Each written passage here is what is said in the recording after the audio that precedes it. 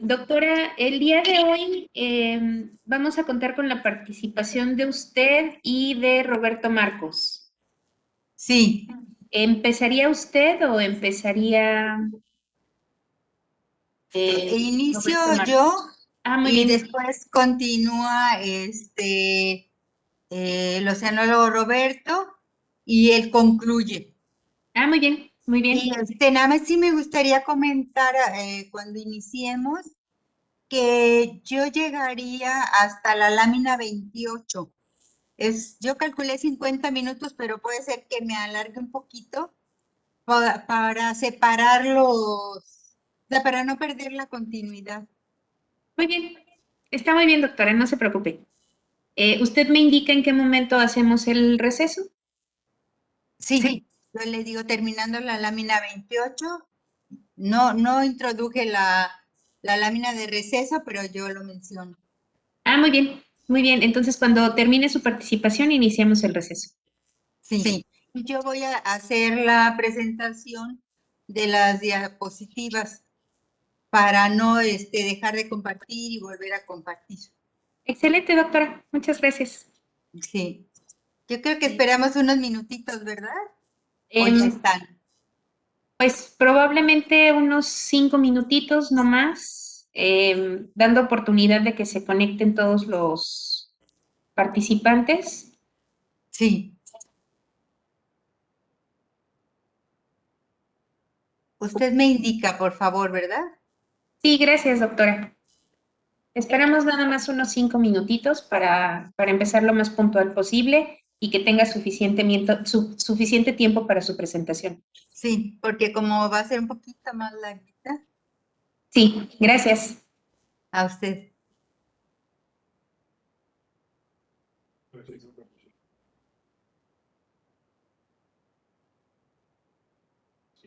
Sí, pero yo lo que quiero es ver mi cara.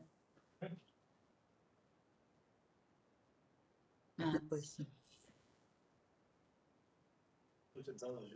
Sí, pero aquí están todas las instalaciones.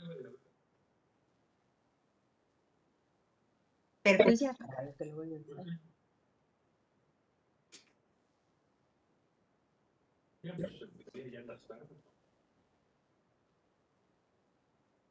Ujú. Y pues ya después, ¿no? Más que para unas cosillas. Sí.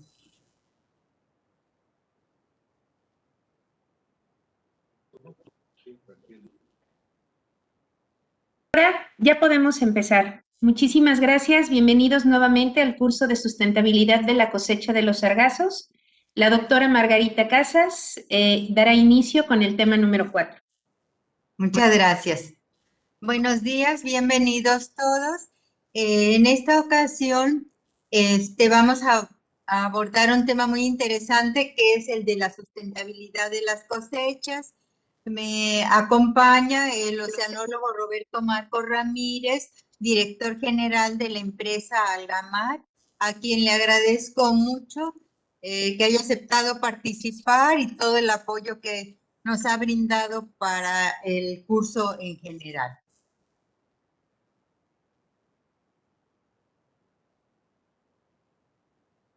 Bueno, vamos a partir de cuándo se desarrolla el concepto de sostenibilidad. El desarrollo sostenible, que es sinónimo de sustentable, se acuñó en 1987. Fue la doctora Butler en un informe que hizo para la ONU que se denominó Nuestro Futuro Común, donde ella hizo esta primera definición. Ella dice que desarrollo sostenible es aquel que satisface las necesidades del presente sin comprometer las capacidades de las generaciones futuras para satisfacer sus propias necesidades. Posteriormente, Jackman afirma que hay una interdependencia necesaria entre la economía, el medio ambiente y la sociedad para un futuro global común. Partiendo de este concepto, entonces nosotros podríamos definir la cosecha sustentable o sostenible como la cantidad, el volumen de cosecha que puede extraerse sin afectar a las poblaciones naturales. Y hay otro concepto también importante que es el de rendimiento máximo sostenido o sustentable, que aplicado a las algas yo lo definiría de la siguiente manera. Es el valor máximo de las algas que se puede extraer y que permite que la siguiente temporada y a lo largo del tiempo se vuelva a cosechar el mismo volumen de algas. Vamos a ejemplificar el uso del máximo rendimiento sostenible con dos pesquerías de algas mexicanas, la cosecha de Gelidium robustum y la cosecha de Macrocystis pirífera. Como ya habíamos mencionado, Gelidium robustum es una alga roja que se cosecha en forma manual, arrancando las algas y que es una cosecha de tipo 2. En México, esta alga se cosecha desde la frontera con Estados Unidos hasta Bahía Asunción y la cosecha data desde 1900, desde los años 40 y hasta la fecha se sigue realizando. Para extraer el Gelidium robustum, para cosecharlo, pues se ocupa una lancha con su motor fuera de borda y 3 tripulantes, el buzo, por supuesto, el lanchero que se encarga de las maniobras y esta persona que se le denomina cabo de vida. Él es la persona que, mediante la cual el buzo está en contacto con la lancha y él es el encargado de la seguridad del buzo, de estar atento siempre a el suministro de oxígeno. Y también es la persona que recibe las redes llenas de gelidium, estas habas llenas de gelidium. Una vez que se termina la marea, que es muy de mañana, entonces ellos regresan y todas esas redes, esas que también le llaman ellos chinguillos, son transportadas a una zona de la costa donde se extiende el alga. Todo el gelidium se extiende y se deja secar al sol. Transcurridos 2 días aproximadamente, entonces estas algas se recolectan, se juntan y entonces ya se hacen unas pacas que son enviadas a la empresa. En este caso, en México se envían a una empresa que se denomina Agarmex, donde se produce el agar. Bueno, tenemos que revisar esta figura que estamos viendo. Esta nos representa el modelo logístico de crecimiento poblacional. Aquí está su ecuación. Lo que nos dice esta imagen, este modelo logístico de crecimiento, es, en el eje de las X tenemos el tiempo y en el eje de las Y tenemos la biomasa de la población. Y entonces lo que nos dice es que la población, conforme va transcurriendo el tiempo, la población va creciendo hasta que llega un punto en que alcanza la máxima tasa de crecimiento, que es en el punto K/2. Este punto es el punto del máximo rendimiento sostenido. Conforme sigue transcurriendo el tiempo, la población va creciendo, pero la tasa de crecimiento disminuye hasta llegar a una asíntota. Esa asíntota se alcanza en la capacidad de carga o capacidad porteadora del medio. Bueno, también es importante que revisemos este es un modelo bioeconómico. En el eje de las X tenemos el esfuerzo pesquero, que para este ejemplo está representado en número de buques. En el eje de las Y tenemos la cosecha o bien los ingresos que se tienen. Y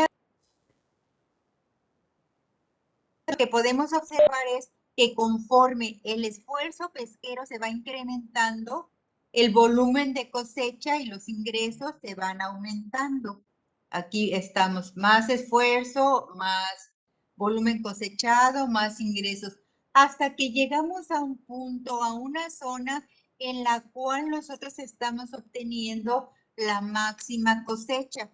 Ese punto se denomina el máximo rendimiento sostenido, que ya habíamos visto en el modelo logístico que responde acá sobre 2, a ese punto, al punto de la máxima tasa de crecimiento de la población.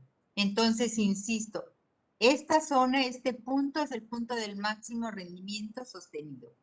Esfuerzos mayores a ese punto lo que logran es que se tengan rendimientos menores o cosechas menores. Se sigue incrementando el esfuerzo, pero las cosechas y los volúmenes son menores.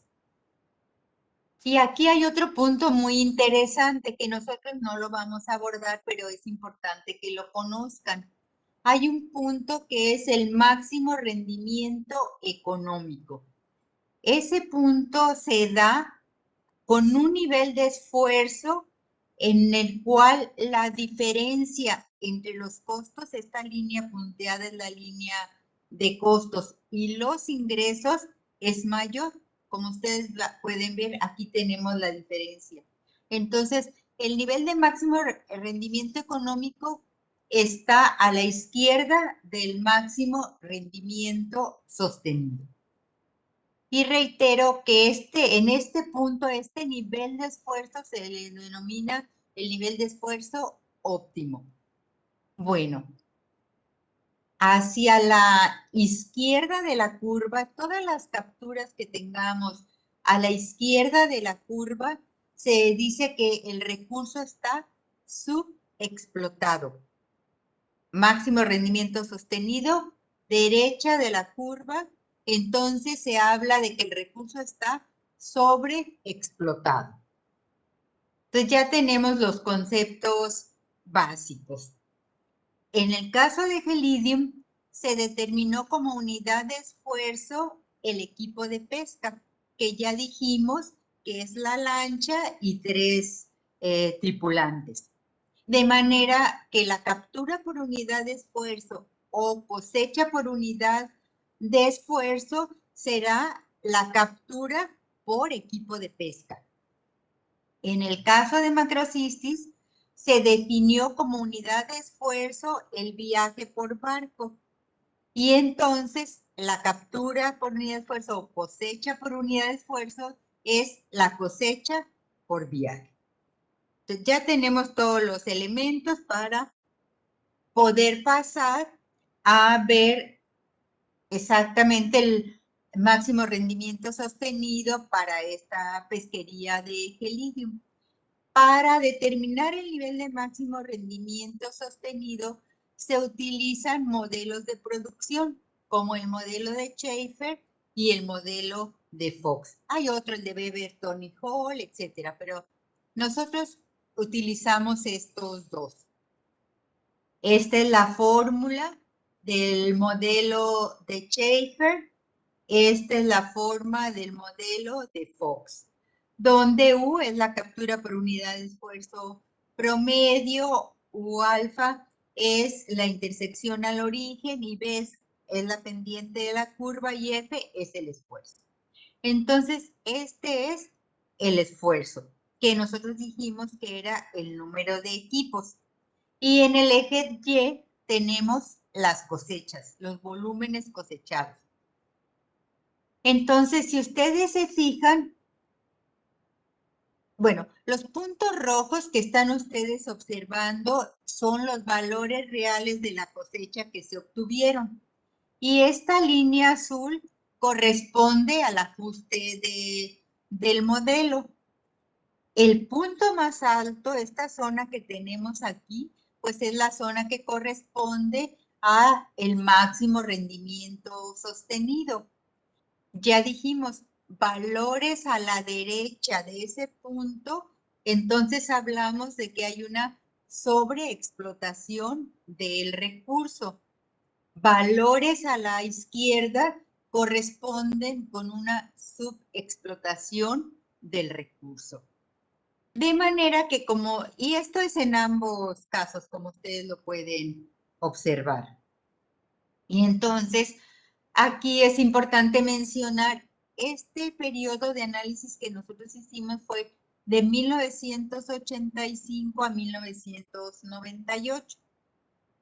Solamente durante 1985 tuvimos o hubo una explotación que rebasó el máximo rendimiento sostenido. El resto de los años están o en el nivel del máximo rendimiento sostenido o a la izquierda del máximo rendimiento sostenido de la curva. De manera que nosotros podemos decir que en el caso de la cosecha de Gelidium robustum en la costa occidental de la península de Baja California, se ha cosechado a los niveles del máximo rendimiento sostenido o niveles menores al valor de máximo sostenido, teniendo solamente un año en que se rebasó. Aplicando el modelo de Schaefer, tenemos que el valor de máximo rendimiento sostenido estimado fue de 705 toneladas con un esfuerzo óptimo de 467 equipos. Y con el modelo de Fox se estimó que el máximo rendimiento sostenido fue de 670 toneladas con un esfuerzo óptimo de 510 equipos.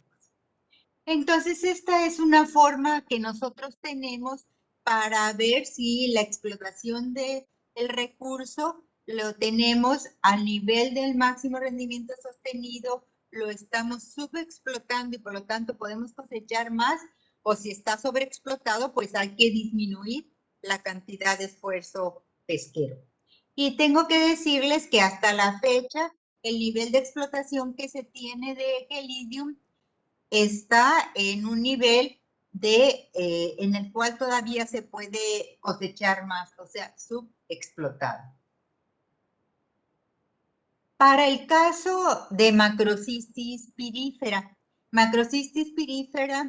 se cosecha mediante un barco de diseño especial que lleva un sistema de corte enfrente, que ya mañana nos van a dar el oceanólogo Roberto nos va a dar una explicación detalladísima de cómo el mecanismo de funcionamiento del barco.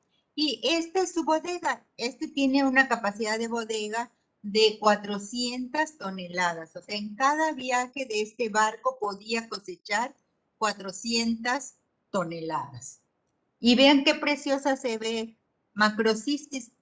Bellísima se ve el alga recién cortada. Este barco es el barco El Sargacero.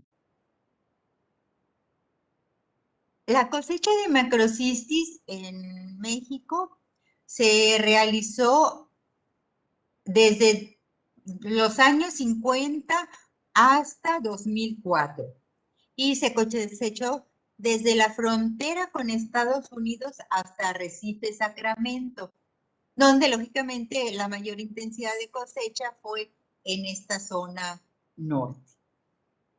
Esta gráfica les muestra en el eje de las X los años y en el eje de la Y las cosechas o las toneladas cosechadas.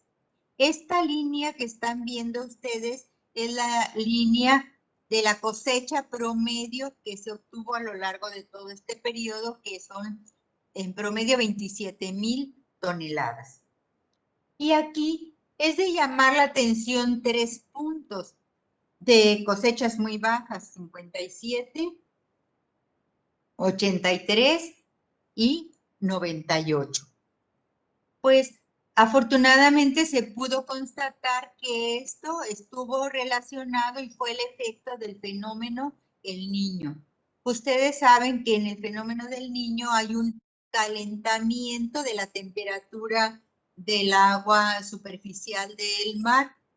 Y dado que Macrocystis pirífera es una especie de afinidad templada, entonces es afectada drásticamente cuando la elevación de la temperatura del agua es grande, por arriba de 2 grados centígrados o incluso 3 grados centígrados se ha llegado a tener. Entonces, aquí está la respuesta del alga. Una disminución altísima de las poblaciones, en particular en 1983, prácticamente desaparecieron los esporofitos, las plantas grandes de Macrocystis. Nosotros tuvimos la oportunidad de recorrer desde la frontera con Estados Unidos hasta Punta Prieta, que es la distribución, y en lugar de ver esos manchones preciosos, dorados, gigantescos de kilómetros que se veían en el mar se veía limpio, transparente, porque habían desaparecido prácticamente todas las frondas. Pero Macrocystis tiene una capacidad de respuesta muy rápido. En poco tiempo vuelve a recuperar sus poblaciones. Bueno, ¿qué es lo que nosotros encontramos cuando utilizamos los modelos de Schaefer y Fox, o quisimos utilizar los modelos para determinar el nivel del máximo rendimiento sostenido? Pues aquí están ustedes viendo, en el eje de las X está el esfuerzo, que es el número de viajes, como habíamos comentado. Y en el eje de las Y tenemos las cosechas. Y nosotros lo que encontramos fue que en la medida en que se incrementaba el esfuerzo, se incrementaban la cosecha, se incrementaban las toneladas cosechadas. Se fue incrementando, se fue incrementando, se fue incrementando hasta llegar a un valor máximo registrado de 120 viajes y en el cual la cosecha seguía incrementándose. Hicimos una relación entre el número de viajes y cosecha y la relación encontrada fue lineal con un valor muy alto, una R de 0.98. Esto lo que nos denota es que no se ha alcanzado el nivel del máximo rendimiento sostenido. Es decir, durante todo el periodo de la cosecha de Macrocystis, desde los años 50 hasta el año 2004, ni siquiera se alcanzó a llegar al nivel del máximo rendimiento sostenido. Siempre estuvo del lado izquierdo de la curva, es decir, el recurso estuvo subexplotado siempre.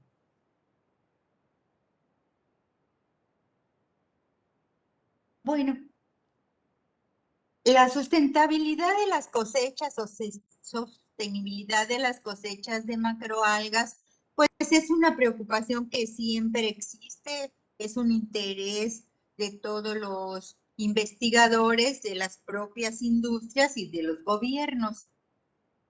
Se considera que la primera persona que se aplicó a buscar la sostenibilidad de las cosechas fue el noruego Edvin Barset.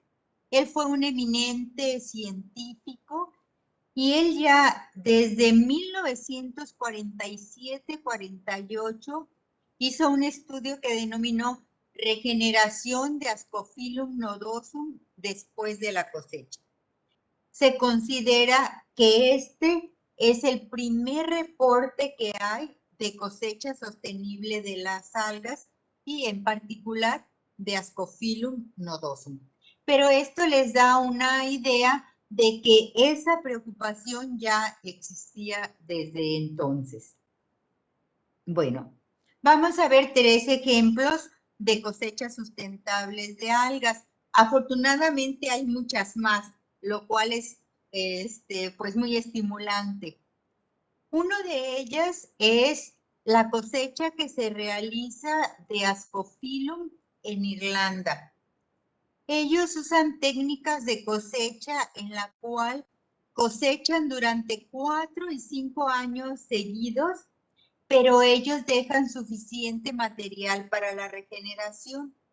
De manera que una vez transcurridos esos 5 años de cosecha, dejan un tiempo, vuelven a regresar a cosechar y se tienen los mismos volúmenes. Ellos han logrado una cosecha anual sostenida entre 5,000 y 28,000 toneladas de peso húmedo. Esto particularmente para un área que se llama Arramara, en Irlanda. Tal vez ustedes se preguntan por qué 5,000 y 28,000. Bueno, porque acuérdense que la cosecha de las algas, como todos los recursos, también dependen del mercado. Podrían cosechar más algas, pero si no tienen un mercado asegurado, pues entonces no las cosechan, ¿no? Las algas se cosechan conforme el mercado que tienen para vender. Otro ejemplo de cosecha sostenible es el caso de Sargassum en Filipinas. Ellos han logrado la cosecha sostenible de Sargassum incorporando prácticas de manejo. ¿Y qué es lo que ellos hacen? Pues lo que ellos hacen es que los mantos de sargazo, este sargazo pelágico, son cosechados antes de que la mayoría de las plantas sean fértiles. Es decir, menos del 50% de la población se extrae cuando no ha alcanzado la madurez total. Y esto permite que la especie se regenere, que lleve a cabo la reproducción y el reclutamiento, y entonces están manteniendo la cosecha sustentable. En Chile se ha trabajado muchísima investigación sobre las algas marinas, desde investigación básica de taxonomía, de ecología. Se ha hecho un sinnúmero de investigaciones. Hay unos investigadores muy eminentes, por ejemplo, el doctor Bernabé Santelices, que me apoyó con mi tesis de doctorado, pero en esta ocasión me voy a referir a un trabajo que realizó el equipo del doctor Vázquez y lo publicaron en el año 2012. Este trabajo lo realizaron en el norte de Chile. ¿Qué es lo que hicieron ellos? Bueno, ellos analizaron el total de los desembarques o de las cosechas. Son en los registros que tienen en las oficinas de pesca allá. Y entonces ellos se dieron cuenta de que el 70% de la cosecha o de los desembarques correspondían a la especie Lesonia nigrese. Me quiero referir al total de desembarques de algas café, para ser precisa.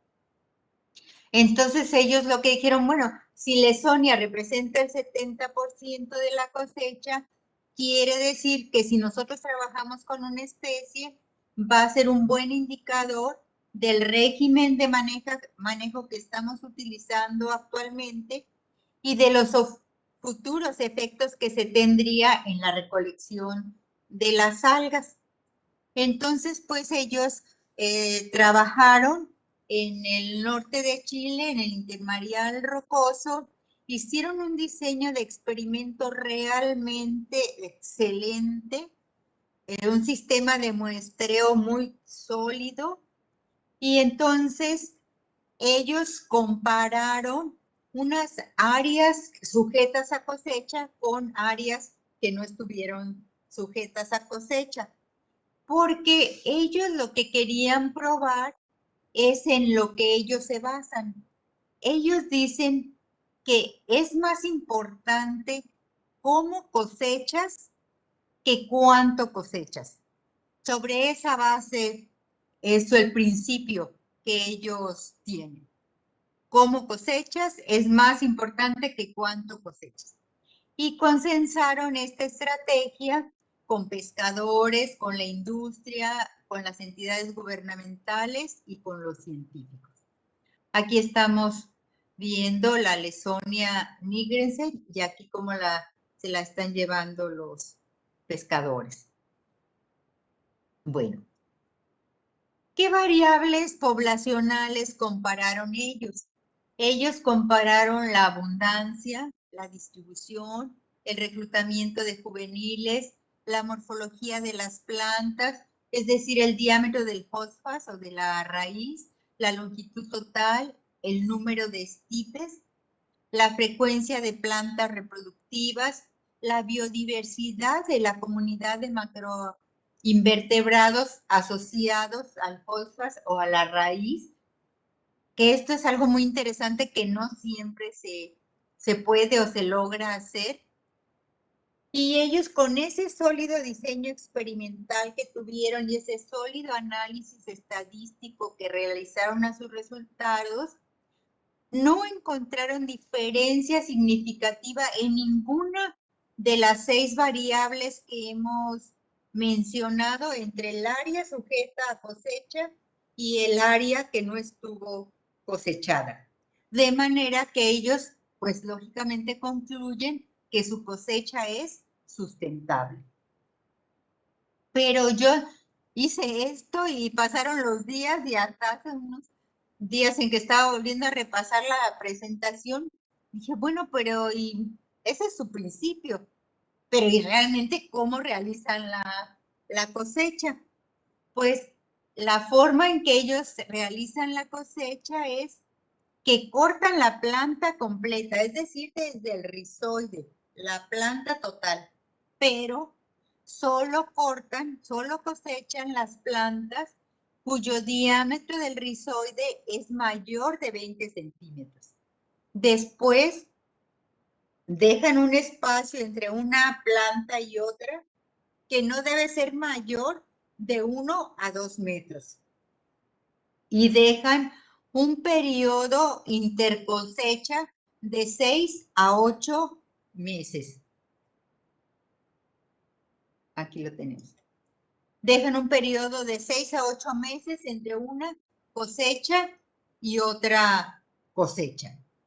Entonces, esto es a lo que ellos se refieren, que es más importante cómo cosechas que cuánto cosechas. Y es un ejemplo muy bonito de cosecha sustentable que tiene una sólida base de investigación atrás demostrando. Al igual que los modelos de rendimiento sostenido, por supuesto. Bueno, pero como preguntaban precisamente en la primera clase, de que si no había ejemplos de sobreexplotación de las algas, pues déjenme comentarles que desafortunadamente sí hay ejemplos de sobreexplotación. Hay varios. Yo les voy a ejemplificar con 3 de ellos. Con las gracilarias, la gracilaria en el centro de Chile. Resulta que en los años 70 los agarofitos alcanzaron un precio muy alto en el mercado. O sea, las gracilarias y todos los agarofitos, un precio muy alto en el mercado. Pero además, como Chile estaba pasando por una situación económica pues mala, muy mala en su país, pues entonces se volcaron a extraer la gracilaria de una manera desmedida y llevaron a la sobreexplotación de este recurso en el centro de Chile. Otro ejemplo también es con agarofitas en Brasil en la década de los años 2000. Ellos hicieron una cosecha gigantesca, desmedida de los agarofitos, y eso a lo que los llevó fue a una disminución significativa y prolongada de la población y de la productividad.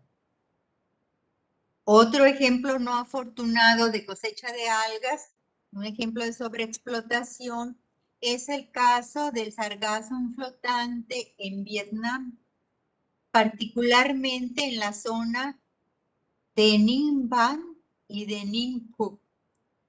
En esta zona resulta de que, pues otra vez, subió mucho el precio del sargazo, subió mucho el precio del sargazo y entonces pues se hizo una cosecha desmedida, se cosechaban todas las plantas que encontraban sin considerar cuánta deberían de dejar para que la población se siguiera recuperando, etcétera. Entonces esto llevó a una drástica disminución de la biomasa, por lo tanto a una sobreexplotación. Y aquí desafortunadamente tuvo un impacto negativo muy fuerte para el sustento de las personas más pobres que viven en la costa, en esa costa, porque esas personas, su sustento era la cosecha del sargazo.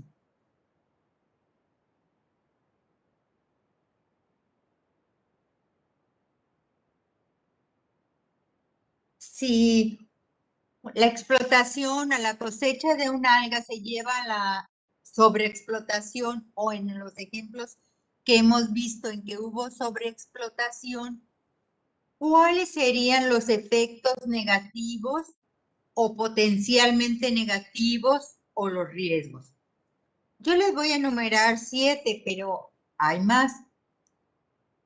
Uno sería, lógicamente, que habría una reducción de la abundancia y biomasa del recurso, que es lo primero que se ve.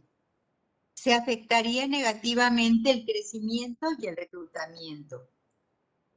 Se tendrían impactos negativos en la biodiversidad asociada a esa especie, incluyendo pérdida de hábitats o de fuentes de alimento.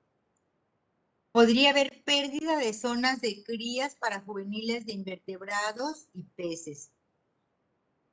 Podría reducirse las contribuciones al ciclo del carbono marino. Interrumpir la transferencia de materiales orgánicos entre ecosistemas y la remoción de nutrientes. Y se podría reducir la protección costera contra la erosión y las inundaciones.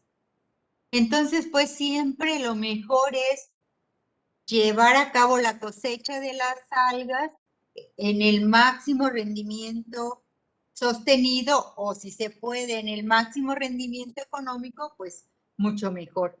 Si el mercado lo permite, o sea, si hay mercado para esas especies de algas. Bueno,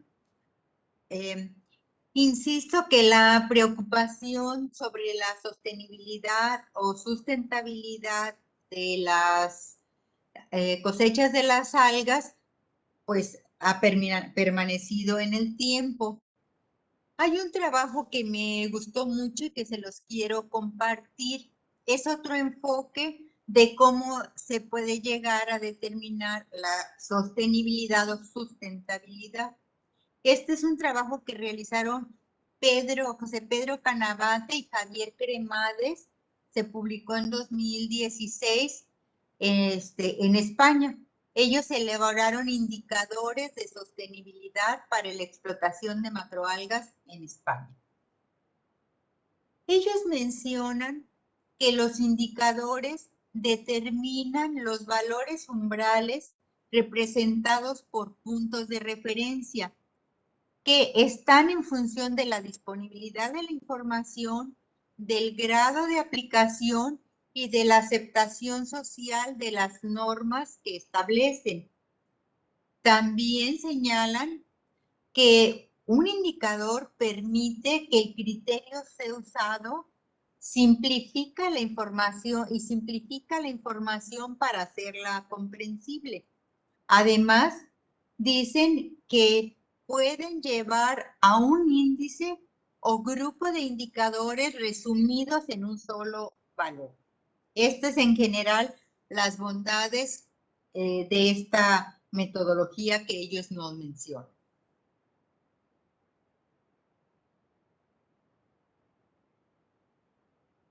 Ellos establecieron 3 bloques de indicadores. Los indicadores ambientales, los indicadores socioterritoriales y los indicadores económicos. Y para el bloque de los indicadores ambientales y socioterritoriales, ellos desarrollaron 5 indicadores. Para el bloque de los indicadores económicos, desarrollaron 3 indicadores. Y ya para cuantificar cada uno de esos indicadores, o sea, para cuantificar cada uno de estos 13 indicadores, ellos le dieron un valor entre 1 y 5. Entonces ellos dicen, si el valor es de 1, es que es el menor valor de sostenibilidad. Si es 5, es el máximo valor de sostenibilidad. De manera que la puntuación final que se podría obtener es entre el 13, si a todos les diéramos solamente un valor de 1, y 65, que sería si le diéramos el valor máximo a todos. ¿Y cuáles son los indicadores que ellos definieron? Bueno, pues para los indicadores ambientales definieron la disponibilidad del conocimiento biológico del recurso explotado, el impacto ambiental de la explotación sobre el ecosistema, la vulnerabilidad del recurso natural explotado, el impacto de la actividad sobre el stock natural de algas, el efecto del procesado y transformación de las algas sobre el entorno. Los 5 indicadores socioterritoriales que definieron son existencia de legislación específica, grado de aplicación y cumplimiento de la legislación específica, grado de asociacionismo le llaman ellos del sector, existencia de niveles de formación, que son niveles de preparación asociados a la industria, existencia de regulación laboral específica y cobertura social. Y dentro de los indicadores económicos, que nada más son 3, disponibilidad de datos estadísticos relacionados con la producción, la transformación y la comercialización. El porcentaje del índice del cultivo de la especie y la evolución de la producción, es decir, las toneladas por año. Entonces ya conocemos los 13 indicadores que ellos seleccionaron. Y ellos definieron 5 categorías. Si el valor obtenido es menos de 23, entonces ellos dicen que la cosecha de ese recurso está en un nivel insostenible. Si varía entre 23 y 33, la cosecha está alejada de la sostenibilidad. De entre 34 a 44 hay un acercamiento a la sostenibilidad. Entre 45 y 55 la cosecha está próxima a la sostenibilidad y entre 56 y 65 la cosecha es sostenible. Y ellos aplicaron un ejemplo para el combú de azúcar, que es este que estamos viendo, que es la sacarina latísima en las costas de Galicia. Vamos a ver qué obtuvieron ellos. Aquí tenemos el grupo de indicadores ambientales, son estos 5 de los que habíamos hablado. Aquí tenemos la valoración que hicieron de cada uno de ellos y el puntaje que le asignaron. Entonces, ellos dicen que hay carencia de documentos científicos y técnicos relativos al recurso. Un punto. Que la explotación afecta de manera directa o colateral al recurso, tanto a recursos tanto alimentarios como estructurales. Un punto. Que la especie es nativa y con escasa presencia en el lugar de recolección, con un ciclo de vida lento y complejo que la hace ser altamente vulnerable a cualquier tipo de explotación. Un punto. Que la explotación representa una extracción directa, masiva sobre el stock natural de la especie, 1 punto. Y que es un producto de baja huella de carbono en su procesado, 4 puntos. De manera que el bloque ambiental solamente se tuvieron 8 puntos.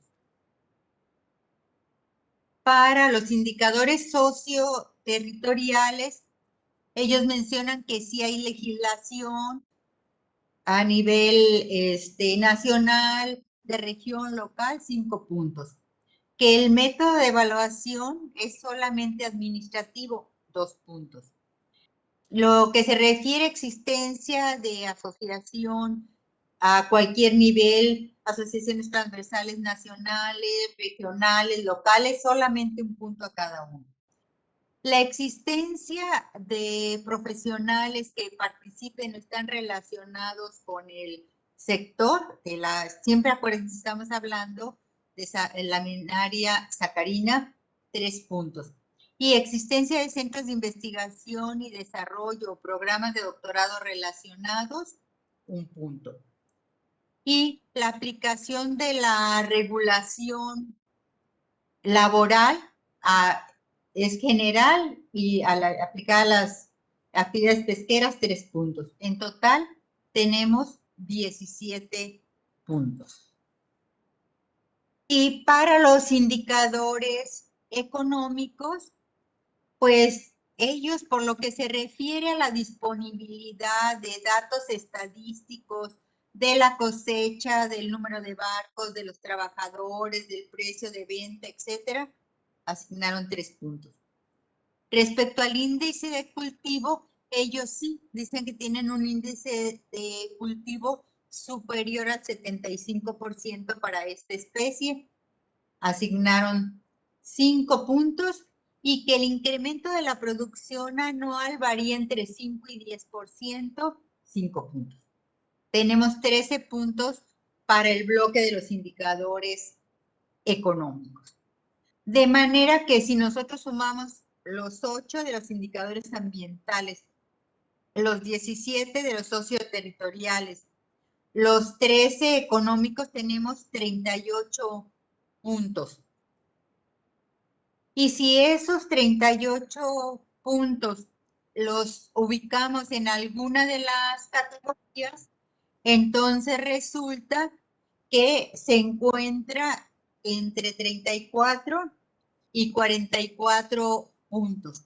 O sea que la pesquería de sacarina latísima en Galicia tiene un acercamiento a la sostenibilidad. Bueno, y una vez que nosotros vimos este ejercicio tan interesante de parte de ellos, quisimos hacer la comparación de lo que nosotros habíamos, el resultado que nosotros habíamos llegado para la pesquería de macrocistis en la costa occidental de la península de Baja California, utilizando esta metodología de estos autores españoles. ¿Y qué es lo que nosotros obtuvimos? Pues para los indicadores ambientales,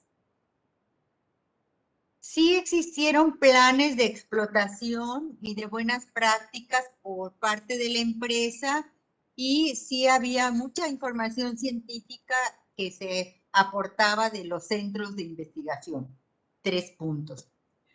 La cosecha de la biomasa de macrocistis pues representaba un impacto mínimo sobre las especies que la utilizaban únicamente como sustento alimentario complementario. 5 puntos. Es una especie cuya explotación no afecta a la población natural. 5 puntos. La cosecha representa una extracción insignificante sobre el stock natural de la especie y la explotación para nada influye en su ciclo de vida. 5 puntos. Y por lo que respecta a la huella de carbono, 4 puntos. Asignamos 22 puntos a los indicadores ambientales. Por lo que se refiere a los indicadores socioterritoriales, pues sí, en México sí existe una legislación, hay una norma oficial mexicana donde está la regulación para este recurso. Existe la Carta Nacional Pesquera donde está definido cómo se debe de explotar. Eso hay a nivel estatal se aplica y pues a nivel local. 5 puntos. La empresa siempre llevó un método de evaluación muy exhaustivo de los volúmenes que cosechaba, en qué mantos, cuánto, con qué periodicidad, etcétera, el sistema de cosecha que utilizaban. Y entonces son 5 puntos. Lo que se refiere a las al nivel de asociación, pues sí existe en todos los niveles, 5 puntos. Respecto a la participación de profesionales en el sector o en la extracción de macrocistis de nivel técnico o universitario con grado, pues sí. Por lo tanto, 5 puntos. Y respecto a la existencia, perdón, de centros de investigación y desarrollo o programas de doctorado, pues sí, todas las instituciones que estamos aquí en Baja Norte y Baja Sur trabajábamos haciendo mucha investigación con macrocistis y bueno, de ahí salió mi tesis de doctorado. Y la aplicación de regulación laboral específica, 4 puntos. De manera que tenemos 24 puntos para el indicador socio-territorial. Y por lo que se refiere a los 3 indicadores económicos, pues como deben imaginarse ustedes, o sea, existía y debe de existir una base de datos muy completa sobre los viajes de cosecha que se realizaban, el volumen que se cosechaba, en qué manto se cosechaba, las horas que se invertían en la cosecha y en el traslado, después para su comercialización, pues todos los datos de precio de venta existe. O sea, había una información sumamente completa de todos estos datos y la gran mayoría de ellos se le proporcionaban a la CONAPESCA, a las oficinas reguladoras. Se asignaron 5 puntos. En el caso del índice de cultivo, aunque hace muchísimos años se han hecho intentos por cultivar macrocistis y actualmente ya está cobrando más importancia, pues asignamos 2 puntos. Y respecto a si los incrementos de producción anuales eran entre el 5 y 10%, pues ya vimos que eran mucho más, son 5 puntos. El total son 12 puntos. Si sumamos los valores de los indicadores ambiental, socioterritorial y económica, llegamos a 58 puntos. Y si recuerdan las categorías, las 5 categorías que ellos definieron, pues el recurso estuvo en el nivel de explotación sostenible. Y esto es muy bonito, nos puso muy felices porque pues hubo coincidencia en ambas metodologías. Bueno, ya para terminar solamente les voy a comentar 3 o 4 láminas para terminar esta parte. Considero que en este punto al que hemos llegado, donde hemos venido dando un seguimiento de los tipos de cosecha que puede haber, de cómo podemos hablar del rendimiento sostenido, cómo lo podemos calcular o cómo podemos calcular la sostenibilidad, etcétera, y buscando, acercándonos al principal objeto de interés de este curso, pues entonces es un momento en el cual nos debemos de plantear la siguiente pregunta. ¿Es factible utilizar el concepto de sustentabilidad de la cosecha en las arribazones del sargazo pelágico en el Caribe? Pues desde nuestro análisis, desde nuestro punto de vista, no es posible determinar el máximo rendimiento sostenido utilizando los modelos de producción para el sargazo pelágico. ¿Por qué? Porque por las características del sargazo pelágico, de que son algas que llegan resultado de arribazones que tienen un origen en algún punto y esas arribazones vienen siendo transportadas por las corrientes y van quedando en diferentes lugares, pero posteriormente van a arribar a la costa. Esa biomasa va a quedar en la costa si no es recolectada. O sea, no estamos hablando de una población residente, no es una población que esté ahí en alguno de los puntos del Caribe de manera permanente, ni en el Caribe mexicano, ni el de Martinica, ni el de Barbados, no. Son algas que llegan de alguna parte transportadas por las corrientes. Entonces, pues no podemos aplicar estos modelos de producción de rendimiento sostenido porque estas algas no cumplen con las premisas de los modelos de crecimiento poblacional como los de Beverton y Hall, como vimos. ¿Se acuerdan? La segunda lámina o tercera, donde está el crecimiento logístico poblacional. Y estos modelos de producción, el de Schaefer, el de Fox, el de Gordon y Schaefer, lo aplican a poblaciones de organismos que presentan este tipo de crecimiento. Entonces, esta es la razón por la cual consideramos que no se puede aplicar el concepto del máximo rendimiento sostenido o los modelos de producción para determinar el máximo rendimiento sostenido en el caso del sargazo pelágico. Luego,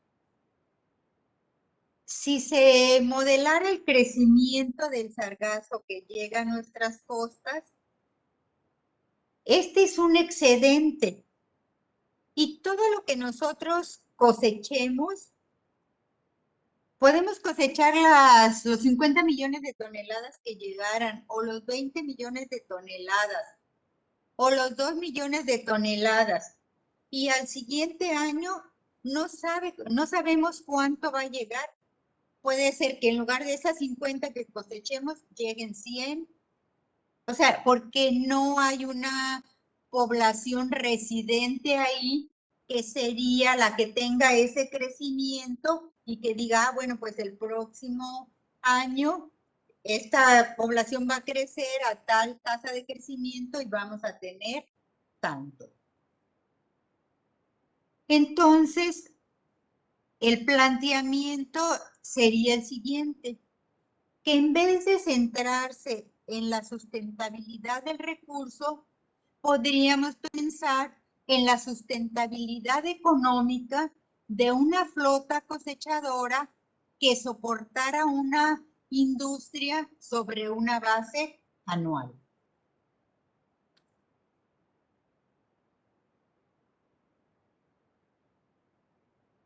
Para esto es imprescindible contar con modelos de pronóstico que permitan estimar los volúmenes de las arribazones anuales sobre la base de datos históricos, ambientales, índices de variación climática interanuales y de más largo plazo. Varios investigadores están abordando este tema, pero yo quiero señalar en particular los trabajos que están haciendo los doctores Francisco Arreguín Sánchez y el doctor Jaime González Canos, quienes tienen avances muy significativos en unos modelos que ellos han llamado modelos de acumulación, que nos permitirían tener ese pronóstico.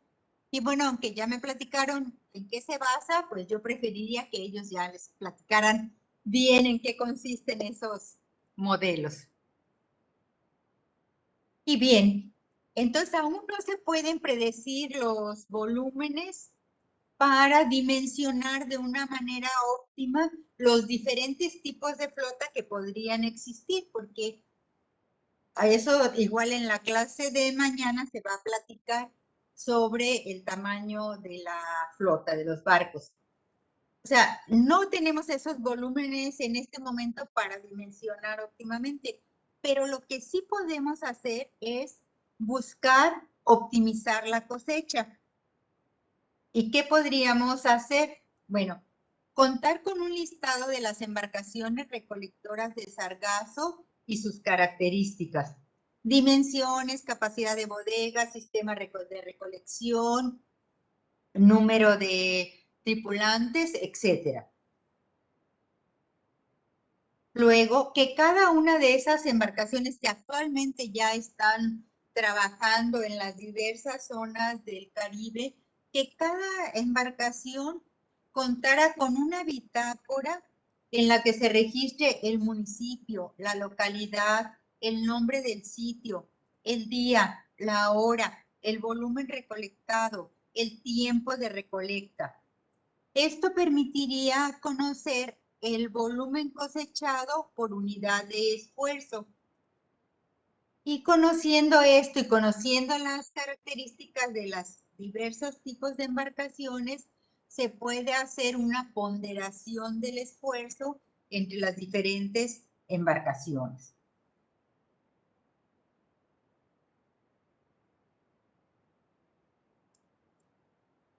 Bueno, entonces con los modelos de pronóstico podríamos tener una estimación de la cantidad de algas que se tendrían disponibles y después con la captura por unidad de esfuerzo y la cantidad de embarcaciones que se dedicaran a cosechar, se podría estimar qué biomasa se podría extraer del mar.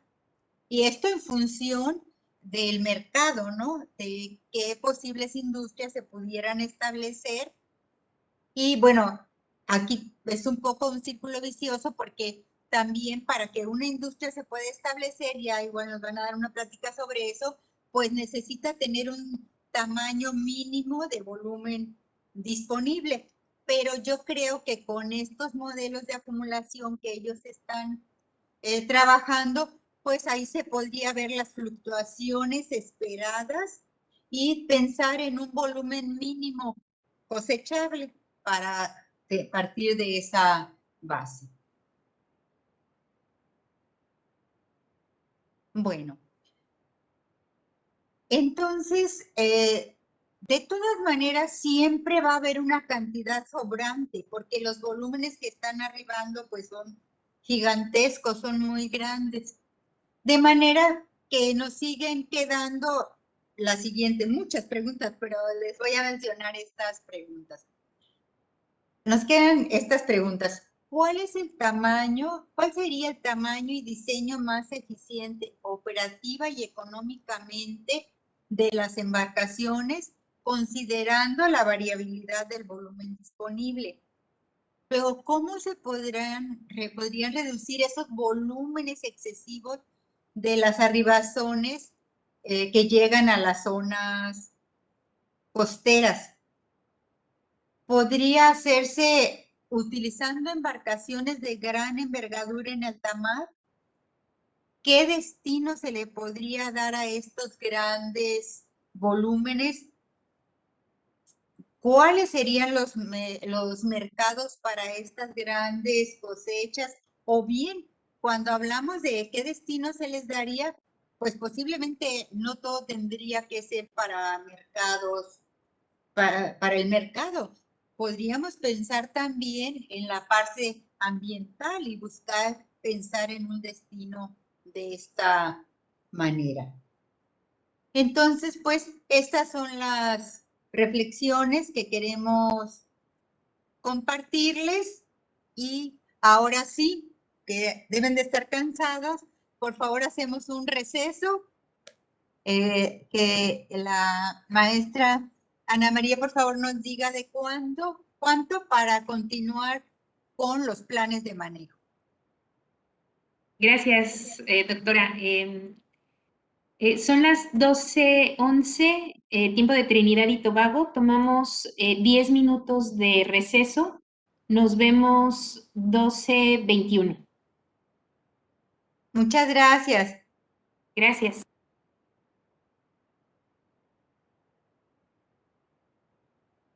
Hoy de escucharlo, porque él es una de las poquísimas personas en este país y seguramente en otros también, de que tiene la gran experiencia desde la cosecha de las algas, la industrialización y la comercialización.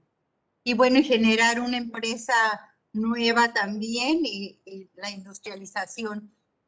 Él es el experto en macrocistis y claro, en otras algas, pero particularmente macrocistis. Entonces yo le reitero mi agradecimiento y va a ser un gusto escucharlo el día de hoy.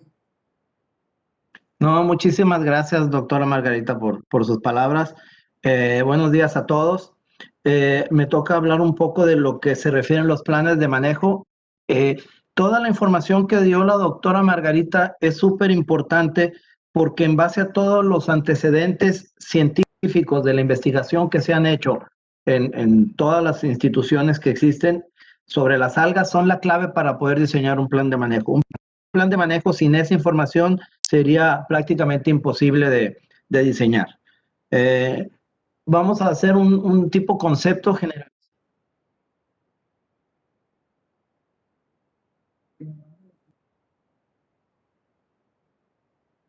Promover estrategias de manejo sustentables que aseguren la protección de largo plazo de los recursos explotados junto con la preservación, la biodiversidad estructural y funcional del entorno en el que se desarrolla la actividad extractiva.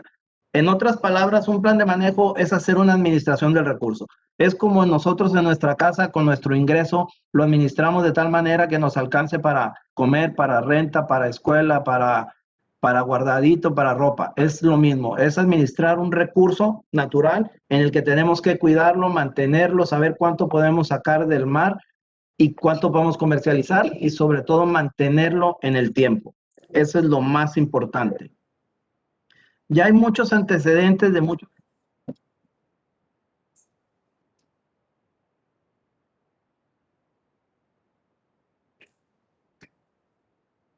El número 1 debe andar en los primeros 3 o 4 en la explotación de algas del medio natural para diferentes usos, pero su cosecha del medio natural. También entraron en cultivo de gracilaria, eso lo comentaremos más adelante, pero Chile es de los países pioneros en diseñar planes de manejo y estos fueron derivados de la problemática de la sobreexplotación.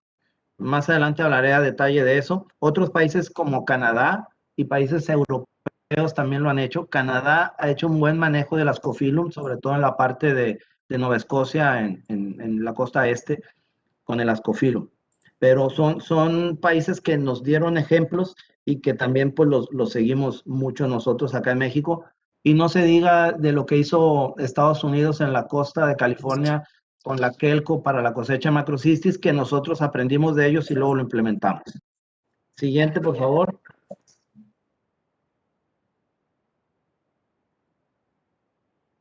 Ya hay antecedentes, nada más quiero hacer el comentario de un diseño de un plan de manejo integral y sustentable de sargazo para el Caribe mexicano, donde todas las instituciones que aparecen en la imagen con sus logos han estado involucradas, ¿no? Ya hay ciertos antecedentes que a futuro o en un presente nos pueden servir de base para tratar de diseñar planes de manejo para lo que es el sargazo. Siguiente, por favor. Ya entrando en lo que es el concepto de un plan de manejo para macroalgas, voy a dar unos puntos generalizados y luego voy a entrar en unos ejemplos ya reales de donde se aplicaron. pero el plan de manejo.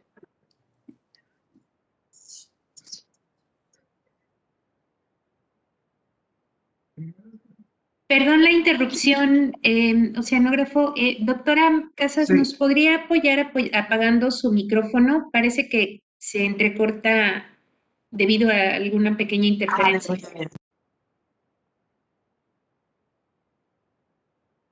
No, volvemos a la anterior, por favor, doctora. Ya, esa. No, atrás.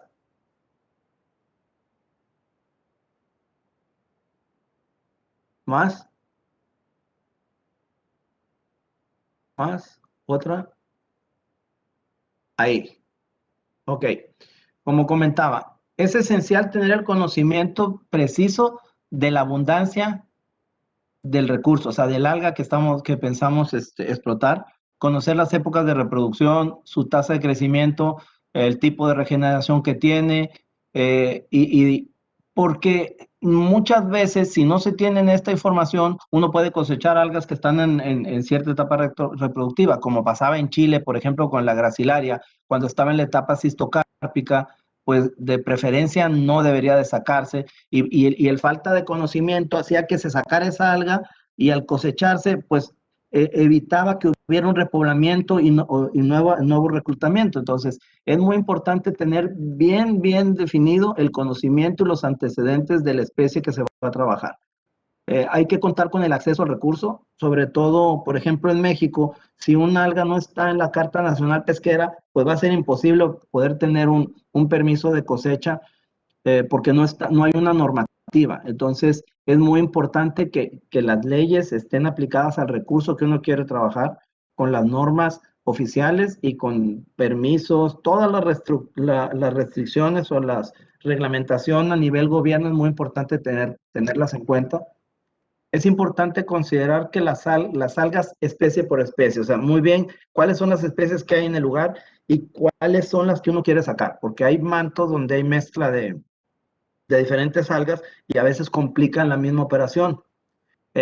También definir bien cuáles son las técnicas de cosecha, porque también varía en localidad en localidad. Si va a ser una cosecha manual, va a ser una cosecha mecánica, va a ser mixta, cuáles van a ser las herramientas de corte o qué tipo de extracción se va a utilizar, porque en este tema hay muchos tipos de cosecha. Hay cosecha manual, hay cosecha, como ya lo había presentado la doctora Margarita, se puede sacar con rastas, se puede sacar con buceo manual, se puede sacar con tipo de corte, de manera mecánica con una cortadora. Hay varios métodos y uno tiene que definir en función del alga que está pensando cosechar o hacer un plan de manejo, se tiene que definir cómo va a ser el arte de corte.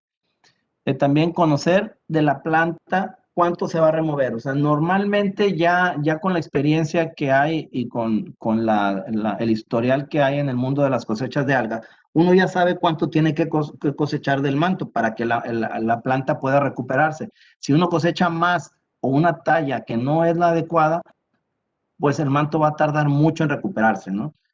Más adelante voy a poner un ejemplo de lo que nos pasó acá en México en un manto de macrocistis. La siguiente, por favor. Habría que determinar cuál es el área de influencia de la cosecha. También, qué frecuencia y temporalidad de las cosechas. Hay algas que son perennes, hay algas que son estacionales, entonces sí tenemos que tener muy claro cuándo es la temporada de cosecha. Por ejemplo, en el caso de Macrocistis, aunque es una especie perenne que vive de 5 a 7 años, no se debe de cosechar en los meses de invierno, que son por lo general de diciembre, enero y febrero, porque las condiciones del mar no lo permiten, pero también el alga está en una etapa de recuperación después de un verano de alto crecimiento, entonces es bueno dejar esa época del año sin cosechar. Entonces así cada especie tendrá sus épocas de cosecha y eso se sabe en función de todos los estudios que hay o los antecedentes científicos que se tengan. Los volúmenes cosechados también, eso nos van a dar la pauta de cómo vamos a proyectar nuestro plan de manejo, o sea, cuánto es lo que tenemos que cosechar en función de nuestra capacidad de producción o de nuestro mercado. porque es muy importante, no se trata de cosechar por cosechar, se va a cosechar siempre que tengamos un mercado o una producción estimada para esas algas. El efecto de las cosechas repetidas sobre las especies. Esto se refiere a que si cosechamos semanalmente o mensualmente, pues podemos acabar con la capacidad de recuperación del alga, ¿no? Entonces, tenemos que saber cada cuánto tiempo vamos a cosechar y no hacerlo repetidamente sobre una misma zona o sobre un mismo mando para no afectar la capacidad de recuperación de las algas. La variación estacional de la concentración de los compuestos de interés, cuando son utilizados para fitocoloides, compuestos bioactivos, etcétera. Esto es súper importante. Por ejemplo, con la experiencia de los años y los estudios que hay, nosotros podemos saber en qué zonas las algas tienen ciertas características. Por ejemplo, en Macrocystis, nosotros ya sabíamos que en un manto que está ubicado como a 40, 50 kilómetros al sur de Ensenada, que se llama Bahía Soledad, las algas de ahí, la Macrocystis, tenía una cantidad de alginato muy específica. Entonces, a veces nuestro cliente nos pedía cierta cantidad de algas de ese lugar porque iba destinado a un tipo de alginato para un mercado específico. Pero esto se sabía ya con los años, y eso se debe a que las condiciones del mar en ese manto favorecen a cierta característica del fitocoloide. Entonces, esto pasa mucho también en algas como Gelidium o como Gracilaria, que depende de la zona y de las condiciones ambientales que se tengan de nutrientes, de corrientes, de radiación, le afectan directamente a la calidad del fitocoloide. Entonces, ciertas zonas van a dar diferentes características y calidades del fitocoloide. Considerar los costos de secado y transporte de las algas, los cuales pueden ser considerables. Esto es un punto súper importante porque por mejor calidad de algas que tengamos, si nuestro sistema de cosecha, de secado, de transporte son costos muy altos, no van a permitir hacer un negocio. Porque las algas normalmente, como son materia prima, tienen un rango de precios y no pueden pasarse ese rango de precios en el mercado porque si no ya no es rentable para el que va a procesarlas. Entonces, son temas súper importantes que se tienen que analizar y estudiar bien antes de diseñar un plan de manejo y entrar a un negocio de algas. Los efectos de la cosecha sobre la biodiversidad de la comunidad, otro punto muy importante. Por ejemplo, cuando uno entra a cosechar algas y hay otras especies u otros organismos asociados, es muy importante no afectarlos. Por ejemplo, en el caso de Macrocystis, que se podaba la capa superficial del canopy, no afectaba en nada a lo que está abajo cerca del sustrato. Y abajo podían vivir perfectamente erizos que se alimentaban del alga o otros peces que ponían su hueva en las frondas, no afectaba. Pero hay otros tipos de recursos, por ejemplo, los que sacan erizo, a veces en su afán de estar sacando el erizo que está tanto en eclonias o entre Macrocystis, cortan la planta desde abajo con el fin de sacar su producto, ¿no? Entonces esto daña muchísimo los mantos, ¿no? Entonces hay que tener cuidado y consideración, porque el plan de manejo puede ser también para el erizo, o sea, no necesariamente es para las algas, ¿no? Maestra, la siguiente, por favor. Ok, voy a hablarles de un ejemplo real que se hizo un plan de manejo para la cosecha de Macrocystis en el sur de Chile. Este plan de manejo lo diseñamos entre Ron McPeak, que fue un biólogo de Kelco muy famoso y experto en el tema de Macrocystis, y yo le ayudé. Esto lo hicimos en el año de 1997-98 para la Subsecretaría de Pesca chilena, porque en Chile, en el norte de Chile, había una explotación muy importante de algas pardas, tanto de lesonias como de Macrocystis, pero la mayoría era de arribazón o de varazones, pero también había un fuerte impacto en las poblaciones cercanas a la costa, donde sacaban como fuera, sacaban el alga. Había un método que usan hoy en día todavía que se llama el barrenado, donde ellos sacan desde la raíz, raspan la piedra y sacan el alga completa. O los buzos cortaban las plantas desde abajo. Obviamente Chile tenía una biomasa muy grande de algas pardas que se fue deteriorando en su momento y hoy tienen grandes problemas con estos tipos de algas en el norte.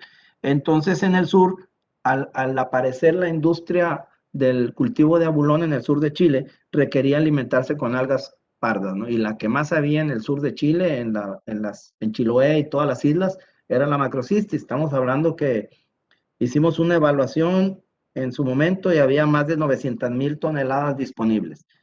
Era un mundo, cuando aquí en México teníamos 100,000 en la costa de Baja California, en el sur de Chile tenían más de 900,000, pero el problema era el manejo. Las condiciones de la costa son muy diferentes a la costa de California, la manera en que el rizoide se adhiere al sustrato también es muy diferente, y a pesar de que Macrocystis es perenne, en el sur de Chile tiene un efecto muy diferente, y las algas viven solamente 6, 8 meses, luego se van a la deriva, pero se mantiene la población el siguiente año. Pero una situación muy especial la que se da en los canales de Chiloé. Entonces desarrollamos un plan de manejo basados en la experiencia que había de Kelco, que estaba basada en lo que era el Fish and Game de la que regulan la pesca y las cosechas de alga en California. Entonces, con toda la experiencia que tenía Kelco, que eran en aquel tiempo, llevaba 60 años y 45 años en México, pudimos hacer un plan de manejo para la zona del sur de Chile. La siguiente, por favor. Los criterios de un plan de manejo dependen en gran parte de la observación visual amparada de estudios hechos a principios de siglo y que han permitido dar un adecuado manejo a estas praderas. Por ejemplo, realizar una prospección aérea de la zona para determinar y cuantificar el área de cobertura de cada manto, numerando cada uno en orden y conociendo su área de cobertura. Esta cobertura expresará el área cubierta por el canopy, que es la parte cosechable. Esto es clave, o sea, es lo que mencionábamos al principio. Tenemos que saber cuál es el área de cobertura de las algas que vamos a cosechar y dónde se encuentran. Entonces, normalmente o sea, ya hoy en día existen tecnologías por rayos infrarrojos donde podemos determinar la biomasa aunque esté sumergida, ¿no? En el caso de Macrocystis es más fácil porque desde el aire se puede ver la mancha de algas. Entonces, volando a una altura de 150 metros en una avioneta, a 150 metros sobre el nivel del mar, se va observando la biomasa, y a ojo, con la experiencia y con los tonos del alga, nosotros podíamos determinar cuánto era maduro, cuánto era joven y más o menos qué porcentaje de biomasa disponible había, ¿no? Obviamente que al principio esto se hacía con el tradicional método del cuadrante, de ir al campo, de sacar lo que había en un metro cuadrado, de dimensionar bien el área y de sacar y pesar y todo eso, pero con la experiencia ya eso lo hacíamos volando, y volábamos realmente una vez cada 6 semanas, más o menos, ¿no? A lo largo del año. Después de conocer dónde están las algas y su biomasa bien ubicadas, se hace un programa de rotación de mantos para la cosecha, que va a depender del grado de madurez, y no se podrá rotar un manto maduro. ¿Por qué? Porque un manto maduro está listo para ser cosechado. Si no se cosecha, el alga se va a morir, se va a desprender y se va a ir a la playa. Entonces, hay una proporción que voy a decir en la siguiente diapositiva de las proporciones de alga madura y alga joven para poder cosecharse. Normalmente se cosecha el 50% del área de cobertura de cada manto, siempre cosechando, como digo, la parte madura y solo la parte extendida sobre la superficie, que es el canopy, hasta 1,5 metros de profundidad. Como para Macrocystis se usa el sistema de barco mecánico, bueno, se usaba hasta el 2004, es una rampa que baja nada más 1,5 metros y es lo que corta. Entonces, nosotros al cortar 1,5 metros más lo que está extendido en la superficie, traemos suficiente biomasa, pero en el caso de Macrocystis no es por metro cuadrado, sino es por metro cúbico más o menos. Entonces hay una densidad altísima y una biomasa muy alta en la cosecha en un manto de Macrocystis. Entonces, normalmente se cosecha por canales, o sea, el barco va avanzando en un canal que si la rampa de cosecha mide 9 metros, pues el canal mide 9 metros de ancho, y a la hora de regresar, de dar la vuelta cuando pasa el manto, se brinca un espacio para volver a hacer otra franja. O sea, de esa manera vamos dejando la mitad del manto sin cosechar. La siguiente, por favor. Los criterios para determinar las características de Macrocystis para cosecharse y ser manejadas ya serían, en realidad estos ya serían aplicados en un modelo real, ¿no? Como dije, la observación visual desde el bote cosechador, desde el aire, una avioneta a 100 metros de altura. En el barco cosechador, como está elevado, el capitán con la experiencia, él puede ver si está listo o no está listo. Pero estos factores son importantes para el diseño. El color, ese es clave. Macrocystis joven tiene un color amarillo fuerte, mientras que el adulto es ámbar oscuro. Entonces, esto es muy fácil de reconocer con la experiencia. Cuando el alga es joven es un color amarillo y cuando el alga es madura es un color ámbar. Por ejemplo, en Macrocystis una planta vive de 5 a 7 años y si desde su rizoide van saliendo estipes que van llegando a la superficie. En su vida de 6 años promedio va a tener alrededor de 600 estipes, van a crecer, van a salir a la superficie van a ir hasta superficie y a los 6 meses terminó su ciclo, o sea, él llega a la superficie, se extiende y muere. Y las frondas que va generando viven 2 meses nada más. Entonces la fronda va creciendo, tiene su función para que la planta esté flotando, para que ejerza cierta resistencia en el oleaje, pero a los 2 meses el alga, la fronda muere y cae al fondo. Entonces, lleva una punta apical con el crecimiento y esa punta al llegar a sus 6 meses del estipe, pues esa punta termina en una fronda terminal y muere. Entonces, por eso es súper importante poder determinar y conocer cuándo el alga es madura para cosecharla, ¿no? El tamaño del canopy sobre la superficie. El canopy se llama a la parte que flota, que canopy en arquitectura quiere decir techo, porque es como cuando uno bucea en un manto de Macrocystis, abajo se ve oscuro porque se forma un techo, un canopy que impide el paso de la luz al fondo del manto, ¿no? Entonces, cuando el alga es joven, en marea alta, apenas alcanza unos 3 metros de extensión en la horizontal. O sea que realmente 3 metros nos indican que todavía no está lista para cosecharse. Pero cuando la planta ya es adulta, andamos en los 5 metros. Digo, a lo mejor estos detalles son demasiado estrictos en cuanto a la medición, pero ya en la práctica uno tiene la experiencia de saber cuándo la planta es madura y poder cosechar o cuando es joven, ¿no? O sea, eso ya no se convierte en problema con la experiencia.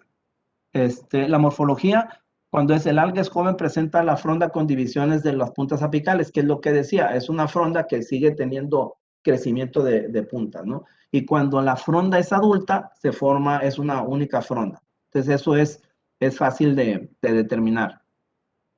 Todo lo anterior que mencioné, pues hubo muchos estudios que se hicieron desde 1915, cuando se hicieron las primeras cosechas por Crandall, Brand en el 23, Kredenberg en el 68, y todos estos Ron McPeak ya en el 94, pues hizo como un compendio, y de ahí ya se establecieron los planes de manejo en California, y después pues los adoptamos en México, y luego los hicimos en Chile, ¿no? La siguiente, por favor. Es muy importante saber que hay 2 maneras para definir el criterio. Una cosa es Macrocystis joven y otra es adulto o maduro, con frondas jóvenes. Entonces, ¿a qué me refiero? Que el joven se distingue por mostrar en la superficie apenas de 2 a 4 frondas juveniles de la misma planta. O sea, una planta joven puede ser muy larga, pero desde su rizoide solo salen de 2 a 4 frondas que van a estar llegando a la superficie. Pero la madura muestra varias frondas maduras, ya que se nota en el tono, pero apenas un par de frondas jóvenes de color más amarillo, más tenue. La diferencia es que es posible cosechar una planta madura con frondas jóvenes, pero no se puede cosechar una planta joven. Por ejemplo, en el año 98, cuando llegó el Niño aquí en las costas de California, los mantos, lo que pasa cuando viene el Niño es que Macrocystis no se reproduce en el medio natural a temperaturas arriba de los 19 o 20 grados. Entonces, si las algas sobreviven a las altas temperaturas, hasta probablemente 22, 24 grados, pero no hay reproducción. Entonces, si no hay reproducción, no va a haber nuevo reclutamiento. Entonces, las algas que no se reproducen en la primavera no van a reclutar nuevas plantas jóvenes. Entonces, hacia octubre, pues no va a haber plantas ya desarrolladas. Entonces, se convierte en un problema porque nosotros cosechábamos, por ejemplo, 30,000 toneladas un año y al siguiente año del Niño cosechábamos 1,000 o 2,000 toneladas, ¿no? O sea, realmente era muy, muy drástica la diferencia. Entonces hubo una vez en el 98 que la Kelco, que era quien le vendíamos algas, le urgía producir un tipo de alginato que necesitaba. Ellos tampoco tenían algas como nosotros por el tema del niño. Entonces nos pidieron, hicieron una evaluación aérea, que me tocó ir a mí con Dale Glantz, que era el biólogo que se quedó después de Ron McPeak, y volamos y en más o menos en la zona de Punta China, que está como 30, 40 kilómetros igual al sur de Ensenada, había un manto muy grande que se nos daba 15, 20 mil toneladas anuales de cosecha. Y había algas jóvenes en 100% que venían emergiendo y había una biomasa probablemente de unas 2,000 toneladas, pero no disponibles. Entonces, Kelco nos pide que le cosechemos una carga de 400 toneladas con el barco. Y cuando me preguntan a mí los dueños de la empresa, yo les digo, no podemos cosechar por esto y por todos los factores, que salga joven, que va a haber problemas. La sugerencia de Ron McPeak me dijo, no coseches, pero hubo mucha presión económica porque igual la empresa necesitaba recursos, la Kelco necesitaba producir, total que se cosechó. Ese error de haber cosechado 400 toneladas de alga joven nos tomó que el manto en ese año no produjera ni 1 kilo de biomasa. O sea, acabamos con un manto que hasta el siguiente año nos costó recuperarlo, pero fue un error que no se debió haber hecho. A lo que voy es que a veces, cuando hay temas económicos involucrados, pues hay que tomar ciertas decisiones, ¿no? Pero también afortunadamente la empresa tenía alrededor de 18 mantos concesionados y pudimos hacer una rotación de los diferentes mantos, y lo que tuvimos que hacer en el 98 fue todo un plan de repoblamiento, reproduciendo macrocistis en laboratorio, fijando esporas en cuerda, de ahí llevándolas a las zonas de los mantos naturales para promover lo que no hubo en ese año, que fue la reproducción. Bueno, ese era un ejemplo nada más en lo que es importante, no cosechar una alga joven. Continuando, cuando el alga o la fronda llegan a su fase terminal, muere después de los 6 meses, que es lo que les comentaba, y toma un color amarillo pálido, que es diferente cuando es joven, el cual no hay que confundir con el sargazo joven, que es un amarillo fuerte. El criterio de cosecha es que el manto deberá tener por lo menos el 85% de sargazo o de macrocistis madura, porque cuando el alga es madura empiezan a aparecer incrustaciones en las frondas que reducen la capacidad fotosintética de las plantas hasta en 2/3 partes, un 75%. Por consecuencia, la planta empieza a morir. Además de que de esta manera el corte asegura que en un lapso no mayor a 3 semanas el canal cosechado estará cubierto de nuevo. Las frondas jóvenes que vienen emergiendo están a 3 metros de la superficie y en 3 semanas serán maduras. Nunca se podrá cosechar todo un manto maduro porque no es posible, o sea, es demasiada la biomasa que no puedes, ¿no? Ni recomendable extraer todo el alga. Simplemente haciendo una poda de las frondas maduras se asegura una rápida recuperación por las frondas jóvenes que vienen emergiendo. Por ejemplo, normalmente cuando nosotros volábamos hacíamos una evaluación de un manto y decíamos, bueno, en ese manto tiene el 85% maduro y tenemos una biomasa disponible de 800 toneladas. La disponible es la que podíamos cosechar, pero realmente el manto podría tener 1,200 toneladas. En el mes se iba a cosechar ese manto. Después del mes, de esas 800 que había disponible, sacábamos 2,500 toneladas. Muchísimo más de lo que se reportaba. ¿Por qué? Porque el alga, como viene emergiendo, o sea, vienen frondas creciendo. En el momento que quitamos la de la superficie, la fotosíntesis hace que la planta crezca muy rápido. Entonces, en muy rápido tiempo, la planta llega otra vez a superficie, entonces se puede volver a cosechar. Pero esto era realmente increíble, porque macrocistis crece hasta 60 centímetros diarios en verano, y eso estaba más que evidenciado con la velocidad de recuperación de los mantos. La siguiente, por favor. Bueno, eso fue el caso de lo que hicimos en Chile, basado en los criterios que teníamos de California y de Baja California. Como lo comenté al principio, en Canadá hay toda una industria de algas, básicamente el Ascophyllum, que se utiliza para hacer extractos de alga por la empresa Acadian. Acadian es una empresa que empezó por los años 70, que fue creada por Lou Deveau. Lou Deveau fue una persona que trabajó para la FMC, Marine Colloid, donde ellos lo que hacían es que compraban algas para carragenina en Filipinas, Indonesia, Malasia. Entonces él se independiza y empiezan con un proyecto de cultivar el Chondrus en Canadá. Entonces él forma su propia empresa, empiezan a cultivar Chondrus crispus de manera vegetativa para el mercado japonés, para consumo humano, en unas pozas que hicieron en la zona intermareal, y empezaron con la cosecha de Ascophyllum para hacer lo que es el Acadian, que es un extracto de algas muy bueno y muy reconocido en el mundo. Entonces, Canadá sí es muy organizado y muy estructurado. Ellos se llevaron a un chileno que se llama Raúl Ugarte, muy bueno, que es el que les ayudó a hacer toda la reestructuración y toda la organización de las cosechas y de los planes de manejo del Ascophyllum. Entonces, resaltando 3 puntos importantes, es que en Canadá se debe reportar lo que se cosecha, o sea, eso no lo pueden impedir, y qué especies cosechan. Sobre todo tienen que cosechar algas fijas al sustrato, obviamente, dejando una proporción de, por lo menos deben de cosechar 40 centímetros más o menos de la planta y dejando una proporción abajo. En Canadá son muy respetuosos, pero hay otros países, por ejemplo en Islandia o en mismo Irlanda, donde meten unos cosechadores tipo el sargacero que teníamos, pero ellos sí lo tiran hasta el fondo, entonces raspan prácticamente las piedras y eso sí afecta, pero bueno, cada país tiene sus regulaciones y sus planes de manejo, ¿no? La siguiente, por favor. Igual aquí 2 puntos importantes en las regulaciones que hay en Canadá de Ascophyllum es que ellos tienen que presentar el plan de cosechas anual. O sea, eso con los años uno sabe cuánta biomasa disponible hay en base a lo que se ha cosechado en años anteriores. Entonces ellos pueden predecir cuánto y programar cuánto es lo que pretenden cosechar. Obviamente va a depender de muchos factores, pero sí tienen que hacer un plan de cosechas anual y también ellos todavía es mucho más exigente que los planes de manejo de macrocistis. Ellos nada más cosechan hasta el 17% de la biomasa total. Entonces dejan mucha mayor parte de la alga adherida para que esta pueda ser recuperada para siguientes temporadas, los siguientes años. La siguiente, por favor.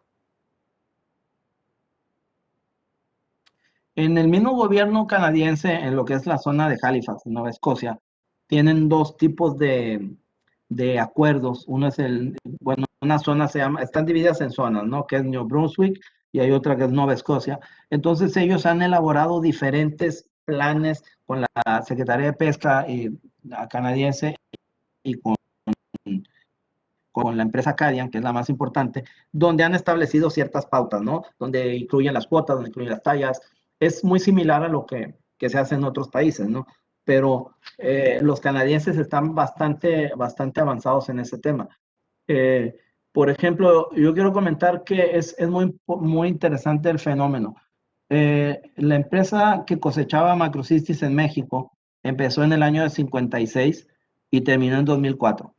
Se utilizaba el barco cosechador, que era el sargacero, y toda la investigación que había hecha por los investigadores mexicanos, entre ellos Gustavo Hernández, Margarita Casas, toda la gente del CICIMAR que trabajó mucho, el doctor Certuchen en Baja California, en Ensenada, perdón, se hicieron muchas evaluaciones y la biomasa disponible que había de macrocistis en aquel tiempo eran alrededor de 100,000 toneladas.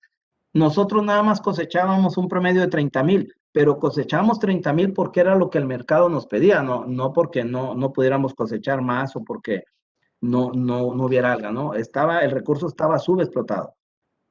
Ahora, en el 2004, la empresa Kelco en San Diego cierra operaciones porque era muy caro operar en San Diego. Tenían problemas de gastos ecológicos muy altos. Ellos estaban abajo del Puente Coronado, en una zona importante en San Diego.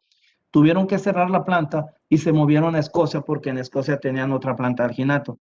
Entonces, todo lo que se cosechaba de macrocistis, pues dejó de cosecharse por medios mecánicos.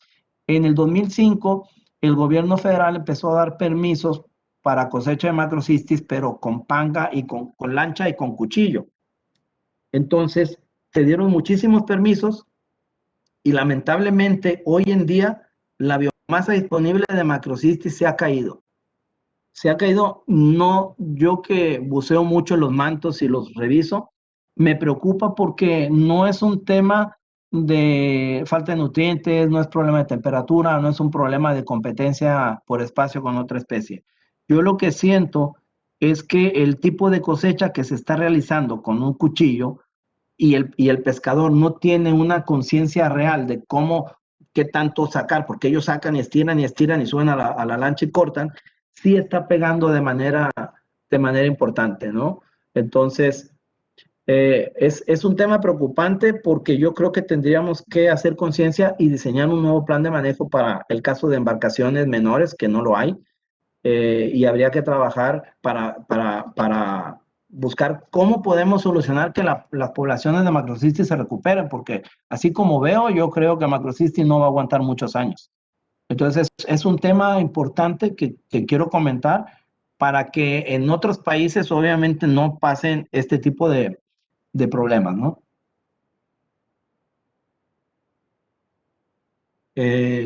Yo creo que ya terminamos con el tema. Muchas gracias por su atención. Ya procedemos a las preguntas. Muchas gracias. La primera pregunta viene de Benjamín Anguas Vélez. Encontraron R2 de 0.76 y 0.70. ¿Qué valor de R2 sería aceptable o permitido para considerar que no hay riesgos en la explotación? Esta se la dejo a la doctora. Sí, gracias. No, R2 no sería rendimiento máximo sostenido, ¿no? ¿A eso se refiere la pregunta? ¿Nos pueden repetir la pregunta? Con gusto, la vuelvo a leer. Sí. El método español de los perdón.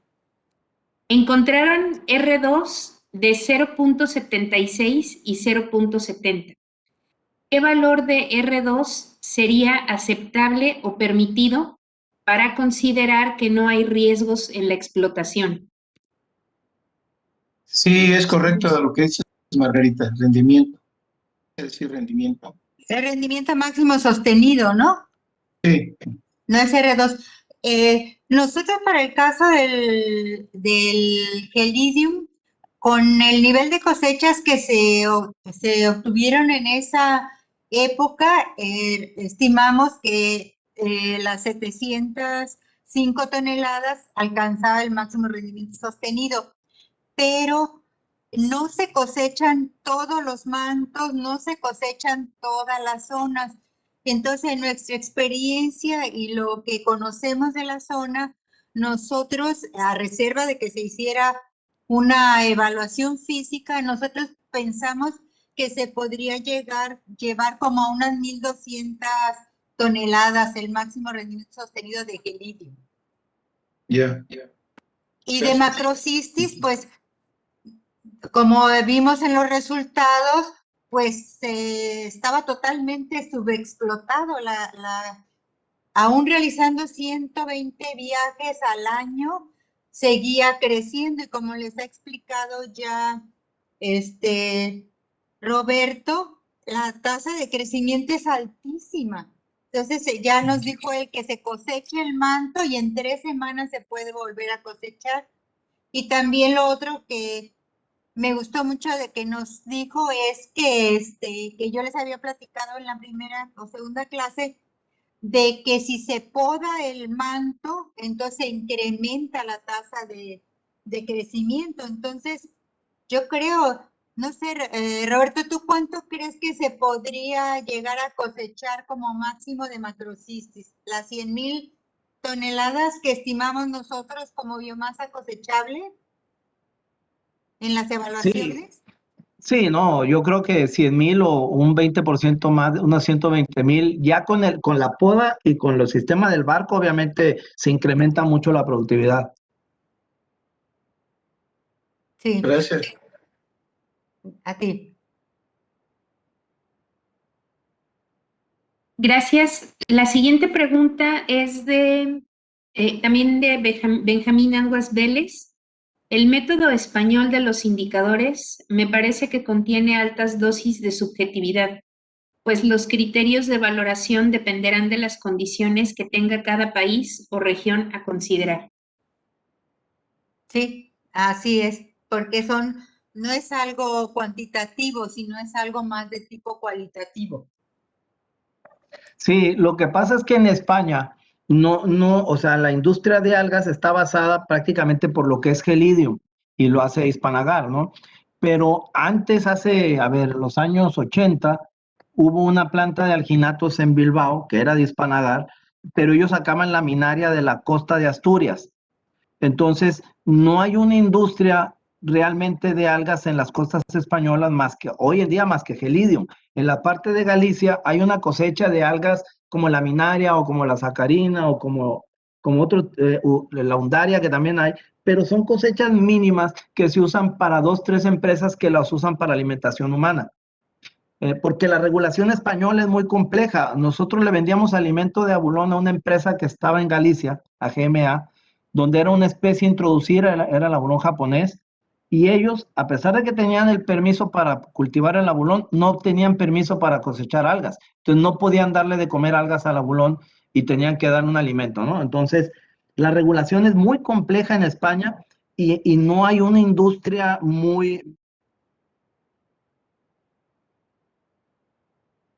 Correcto. Se cortó el sonido oceanógrafo, se quedó en que no hay una industria. A ver, sí, lo que comento es que en España no hay una industria bien establecida, solo lo que es el Gelidium, que es el que se cosecha para la planta de Hispanagar.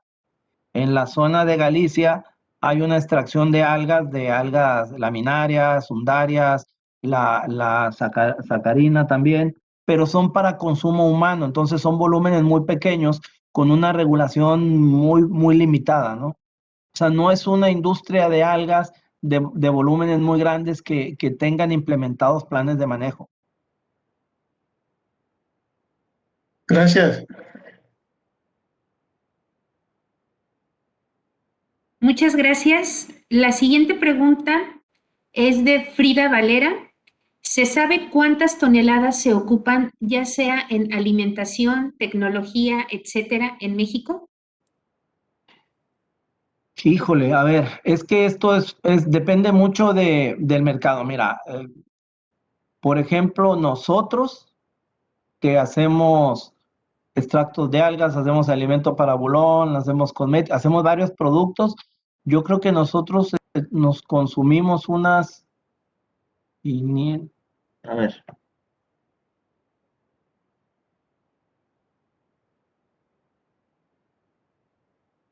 yo creo que nosotros consumimos como unas, equivalente en fresco, como unas 10,000 toneladas al año. Pero eso es muy relativo porque depende mucho del mercado que uno tenga o hacia dónde va, ¿no?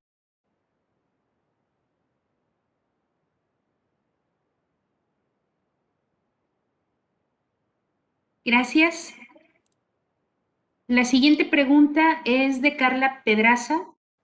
¿Cuáles son los principales problemas a los que se enfrenta la producción y explotación de macroalgas desde el punto de vista de la legislación? Bueno, en cuanto a la legislación, por ejemplo, en México no es tanto problema. O sea, en México uno pide un permiso de cosecha, entonces lo que es el Centro Regional de Investigación Pesquera da su dictamen si en la zona que uno pidió hay algas o no hay algas, o si es viable o no es viable. Y si uno le dan el permiso, le dan un permiso por cierta cantidad a cosechar, ¿no? O sea, uno no puede cosechar más de lo que tiene permisionado. Entonces, es difícil que uno se sobreexplote el recurso porque la ley no te lo permite, ¿no? O sea, y obviamente vas a tratar de manejar tu recurso. Pero la legislación no hay un problema como tal. Hay otros países donde sí, por ejemplo en Chile es muy diferente porque en Chile no hay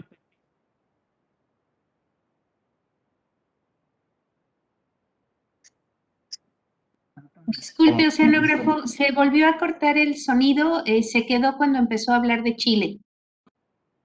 A ver, ¿sí me escuchan? Sí, Sí, ok. O sea, en Chile no hay un permiso específico.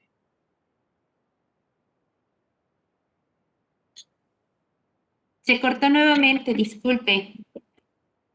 ¿En dónde me quedé? En la costa chilena, los pescadores sacan el alga conforme lo que puedan sacar para venderla. Entonces, no hay un control. Por eso es más difícil en Chile.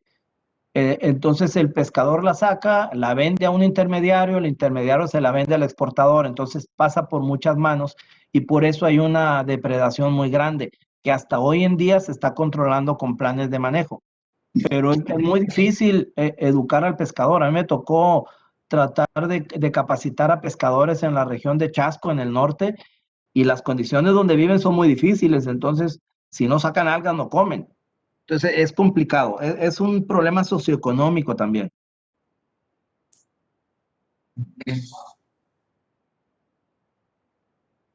Gracias. La siguiente pregunta viene también de Carla Pedraza. En lugares donde se sabe hubo pérdida de mantos de macroalgas por sobreexplotación, ¿ya se está trabajando en reforestación? ¿Han sido viables esas estrategias que han adoptado?